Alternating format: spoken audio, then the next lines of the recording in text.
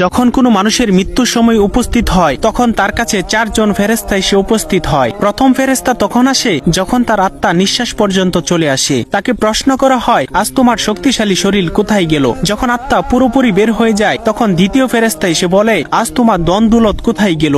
দুনিয়াতে জানিয়ে তুমি গর্ব করিতে। এরপর যখন জানাজা উঠানো হয় তখন তৃতীয় ফেরেশতা এসে বলে, আজ তুমি এমন এক লম্বা সফরে বের হচ্ছ যা এর আগে কখনো করো নাই। আজ তোমাকে এমন এক ঘরে শোয়ানো হবে যেখানে নিঃশ্বাস ফেলানোর জায়গা পর্যন্ত নেই। যখন তাকে কবরে শোয়ানো হবে তখন চতুর্থ ফেরেশতা এসে বলবে, কাল পর্যন্ত তুমি জমিনে চলাচল করেছ, আজ তুমি জমিনের নিচে শুয়ে আছো। কাল তুমি হাসছিলে, আজ তুমি কান্না করছো। কাল পর্যন্ত সবাই তোমার সঙ্গী ছিল, কিন্তু আজ তুমি একা। কোথায় তোমার আদরের স্ত্রী সন্তান যাদের জন্য তুমি মাথার ঘাম পায়ে ফেলে উপার্জন করেছিলে? আজ কেউ তোমার সঙ্গী হবে না একমাত্র আল্লাহ ছাড়া।